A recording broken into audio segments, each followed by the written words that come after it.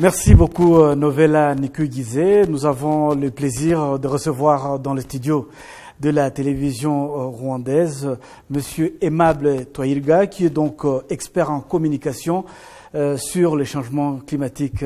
Bonsoir Monsieur Twahirwa. Bonsoir. Actuellement, on parle dans toutes les discussions à travers le monde de ce concept même du changement climatique. Est-ce que vous pouvez nous expliquer de quoi il s'agit?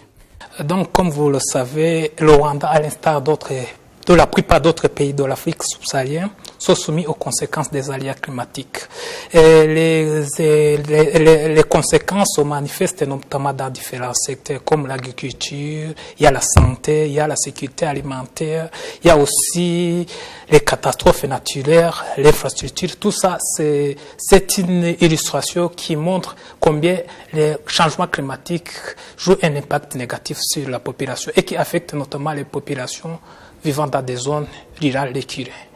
Voilà. Donc, quand on parle de changement climatique, normalement, c'est variation des saisons. La variation des saisons, c'est une longue période.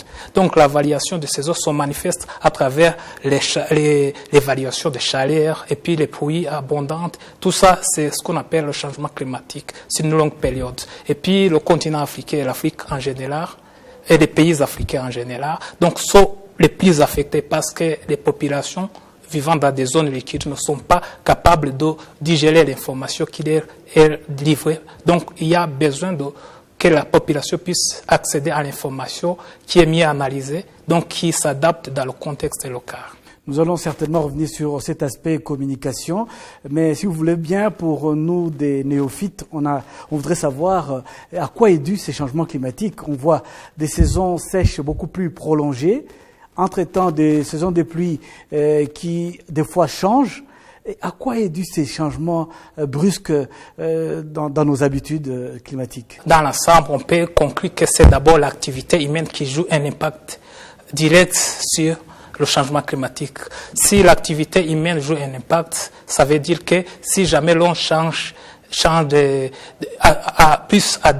adopte une nouvelle méthode, les nouvelles pratiques dans le domaine agricole, dans le milieu dans lequel il évolue. Donc, tout cela pourra peut-être contribuer d'une manière ou d'une autre à améliorer les conditions de la population pour faire face aux conséquences du changement climatique. Est-ce qu'il y a moyen concrètement de se protéger de ces changements climatiques?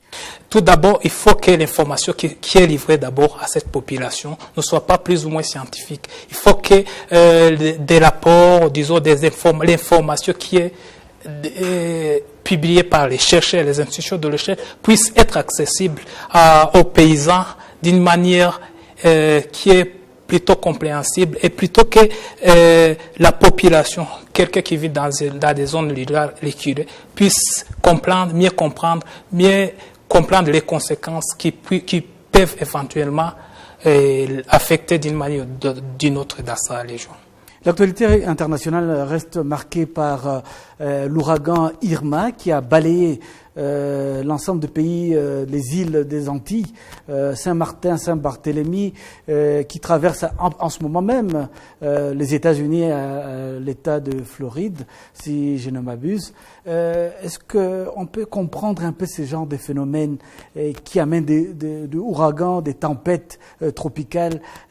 À quoi est dû ces changements brusques dans le quotidien des humains? Normalement, les changements climatiques se manifestent de plusieurs manières. Alors, de ce phénomène-là, on peut conclure que c'est la montée des eaux des océans. La montée des eaux des océans peut avoir des répercussions sur les communautés vivant sur les zones côtières, à l'occurrence la région de Floride. Donc, vous voyez, c'est la montée des eaux des océans qui est plutôt à la base. Mais quand on va plus loin, on verra que la montée des eaux des océans, peut-être, c'est l'impact de gaz à effet de serre dans l'atmosphère et qui influe d'une manière indirecte sur la montée des océans. Alors si les eaux des océans montent, c'est-à-dire les populations riveraines, c'est l'eau sans doute affectée d'une manière ou d'une autre. Il y a très récemment, le Rwanda a signé les accords de Paris sur la stratégie pour la limitation de changements climatiques. Est-ce qu'on peut connaître qu'est-ce qui est contenu dans ces accords de Paris et qui donc le Rwanda a signé avec les autres pays du monde? Donc, l'accord de Paris prévoit que chaque pays doit les voir tous les 5 ans, les ambitions, disons les engagements, ces engagements pour réduire la température jusqu'à 1,5 degrés Celsius. Donc, il y a eu des efforts. Les pays, c'était la première fois que les pays du monde se sont mobilisés pour la première. Ils ont établi un calendrier précis qui montre combien ils auront à réduire jusqu'à 1,5 les gaz à effet de serre. Donc, si quand même les États-Unis ont exprimé leur peut-être souhait de se retirer de ces accords, mais on voit qu'il y a eu des efforts quand même qui sont en cours, qu'on puisse espérer peut-être que les États-Unis finiront par revenir à leur décision. Les deux grands pollueurs du monde sont les États-Unis d'Amérique et la Chine. Ce sont les deux grandes superpuissances économiques. Et quand les États-Unis décident de quitter ces accords, quelles sont les conséquences pour l'ensemble de la planète? Ce qui est important, c'est qu'il faut faire avancer la mise en œuvre de l'accord de Paris. Donc, si les États-Unis se retirent, peut-être c'est une démarche déjà entamée, mais on peut espérer qu'ils finiront par revenir à les décisions. Sinon, il y aura des impacts néfastes, des impacts négatifs sur les pays en développement, surtout en termes d'économie. Parce que quand on parle de changement climatique, c'est l'économie, c'est l'agriculture, c'est la santé, donc c'est la vie de la population. Et les plus vulnérables sont les plus affectés dans l'ensemble. Monsieur Aimable Toyirga, merci. Je rappelle que vous êtes expert en communication sur les changements climatiques et nous espérons que vous nous donnerez de votre temps, de temps en temps, pour nous expliquer cet ensemble, ce concept qui est très vaste des changements climatiques. Je vous remercie. Merci beaucoup, monsieur. Merci beaucoup.